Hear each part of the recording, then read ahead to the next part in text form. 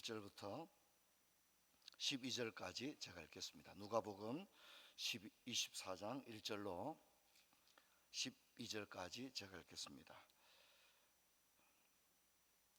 안식 후 첫날 새벽에 이 여자들이 그 준비한 항품을 가지고 무덤에 가서 돌이 무덤에서 굴러 옮겨진 것을 보고 들어가니 주 예수의 시체가 보이지 아니하더라. 이로 인하여 근심할 때에 문득 찬란한 옷을 입은 두 사람이 곁에 섰는지라. 여자들이 두려워 얼굴을 땅에 대니 두 사람이 이르되 어찌하여 살아있는 자를 죽은 자 가운데서 찾느냐. 여기 계시지 않고 살아나셨느니라. 갈릴리에 계실 때에 너희에게 어떻게 말씀하셨는지를 기억하라.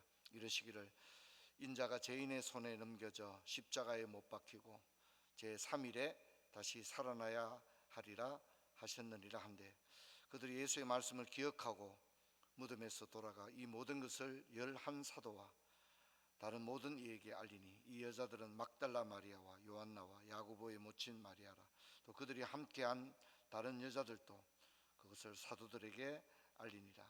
사도들은 그들의 말이 허탄한 듯 들려 믿지 아니하나 베드로는 일어나 무덤에 달려가서 굽으려 들여다보니 세마포만 보이는지라. 그 된 일을 놀랍게 여기며 집으로 돌아가니라. 아멘. 우리 인사할 때 부활의 주님을 찬양합니다. 한번 인사하겠습니다. 부활의 주님을 찬양합니다. 고맙습니다. 40일 특별 새벽 기도 동안에 여러분 참 애쓰고 수고 많이 하셨습니다. 여러 모양으로 봉사하고 섬기신 모든 분들에게 참 깊은 고마운 말씀을 전합니다. 오늘은 부활의 아침입니다. 우리가 늘 아침을 맞이하지만 부활의 아침은 가장 빛나고 아름다운 그런 아침이요, 승리의 아침인 줄로 믿습니다. 이것이 얼마나 강렬했으면 유대교 역사상 구약 성경의 가르침을 따라 안식일에 모이던 그들이 그들의 안식일에 모이지 아니하고 주님이 부활하신 그 아침 안식 후 첫날에 모이게 되었고, 이것이 오늘에 이르게 된 것입니다. 그래서 이 주일을 우리는 그리스도인의 안식일 이렇게 부르는 겁니다. 그리스도인들은 주님이 부활하신 그날에 모이게 되었다는 것입니다. 여러분, 이걸 뭘 의미합니까? 부활이야말로 우리 믿음과 소망의 가장 중심에 있고 절정에 있고 우리의 소망의 모든 것을 완성한 것이 부활이다, 그렇게 이야기를 할 수 있습니다. 여러분, 무덤은 비어 있었습니다. 여러분, 왜 비어 있었습니까? 그것은 성경의 예언과 예수님의 말씀의 성취이기 때문입니다. 오늘 읽은 본문에도 보면 인자가 죄인의 손에 넘겨져 십자가에 못 박히고 제3일에 다시 살아날 것이다. 이 성전을 헐라 내가 사흘 만에 다시 지으리라. 여러분, 부활은 우연적인 사건이 아니라 예언되어진 사건이고 약속이고, 또 이것이 이 예언의 성취다 하는 점에서 매우 중요한 것입니다. 또한 이 부활은 십자가의 완전한 성취입니다. 오늘 제가 부활주일 설교에서도 말씀하겠지만 부활이 없으면 기독교는 무너져 내리는 것입니다. 그리고 이 부활의 신앙을 다른 종교는 흉내를 내지를 못합니다. 다른 어떤 종교에도 부활의 개념이 없는 것입니다. 왜 그렇습니까? 다른 종교들은 죽음을 정면으로 맞닥뜨리지 못합니다. 죽음을 현상으로 수용하고 받아들인 겁니다. 하지만 기독교는 죽음과 맞서 싸우는 종교입니다. 그리고 죽음의 권세를 무너뜨리고 또 죽음으로 막힌 문을 열고 나아가서 진정한 승리를 가져오는 것이 기독교 신앙인 줄로 믿습니다. 여러분, 이 기독교 신앙의 핵심이 부활인 것입니다. 여러분, 초대교회가 얼마나 박해가 극심했습니까? 그래서 로마 시대에 10대 박해가 있습니다. 10대 박해. 그 중에 네로 황제의 박해, 도미티안 황제의 박해, 이런 박해가 있습니다. 얼마나 박해가 심했으면 10대 박해 이렇게 말을 했겠습니까?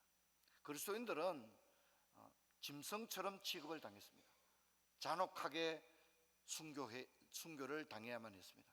그들은 예배드릴 공간이 없어서 로마의 지하 묘지인 카타콤에 모여서 예배를 드려야만 했습니다. 종종 이제 보면 교회의 표지로서 물고기 표시를 이렇게 하지 않습니까? 그죠? 이 물고기 표시는 당시에 카타콤으로 들어가는 그 방향 입구를 알려주는 하나의 그 비표였습니다. 비표. 주는 그리스도시요 살아계신 하나님의 아들입니다라고 하는 그 헬라어의 이니셜을 갖다가 붙인 것이 물고기입니다. 물고기. 그래서 이제 딱 그리스도인들이 만나면 말을 아무 말도 안 합니다. 그리고 물고기 표시를 정확하게 해야 되는 거죠. 그러면 그 사람이 그리스도인인지를 알고 지하 예배당으로 들어가는 그 입구를 이렇게 방향을 가르쳐 주는 것입니다. 그것이 바로 물고기 신호입니다. 여러분, 그들은 왜 그렇게 하면서도 예배를 드렸을까요? 원형 경기장의 사자의 밥이 되면서도 왜 예배를 드렸을까요? 시노 나나미의 로마인 이야기를 읽어보면 당시에 그리스도인들은 어두운 로마의 도로를 밝히는 그 불로 사용되었다고 합니다. 그리스도인들을 쇠꼬챙이에 끼워서 불태우는 겁니다. 그래서 밤마다 그리스도인들이 불타는 시체 불타는 냄새가 전 로마에 그렇게 뒤덮었다, 그렇게 이야기합니다. 여러분, 기독교의 역사는 고난의 역사입니다. 근데 기독교는 고난을 결코 회피하지 않았습니다. 할렐루야. 도대체 무슨 힘이 그렇게 했을까요? 프랑스 파리에 가면 루브르 박물관이 있습니다. 그 루브르 박물관은 본래 왕궁입니다. 나중에 갤러리로 미술관으로 바뀌었지만 사실 거기에 엄청나게 많은 위건어들이 죽었습니다. 수만 명의 위건어들이 그 바로 우리가 가는 루브르 박물관 안에서 죽었습니다. 그리고 그 위건어들 시체를 그 루브르 박물관 성벽 너머로 다 집어 던졌는데 그 강이 세느강입니다. 그래서 세느강에 몇 달 동안이나 그 세느강 강물이 붉은색을 띠었다, 그렇게 얘기합니다. 기독교 역사는 고난의 역사입니다. 하지만 기독교는 고난에 조금도 밀리지 않았습니다. 고난을 딛고 승리한 종교가 기독교인 줄로 믿습니다. 도대체 무엇이 그렇게 했을까요? 저도 늘 그 배너 영화를 볼 때마다 원형 경기장에 이제 그리스도인들이 사자의 밥이 되기 위해서 끌려나가 있는데 이제 사자들을 풉니다. 사자들이 막 달려오는데 그들이 하늘을 이렇게 우러러보면서 다 찬양을 합니다. 저는 그 장면을 볼 때마다 진짜 기독교 신앙의 위대성을 보게 되어집니다. 도대체 무엇이 그렇게 했을까요? 그것은 바로 부활 신앙 때문인 줄로 믿습니다. 죽음을 조금도 두려워하지 않는 신앙, 그게 바로 부활의 신앙인 것입니다. 사랑하는 성도 여러분, 저와 여러분도 이 부활의 신앙으로 이 어두운 세상을 승리하며 달려가는 저와 여러분 되기를 주의 이름으로 축원합니다. 우리가 고린도전후서 살펴봤는데 고린도 교회도 부활 신앙이 연약했지 않습니까?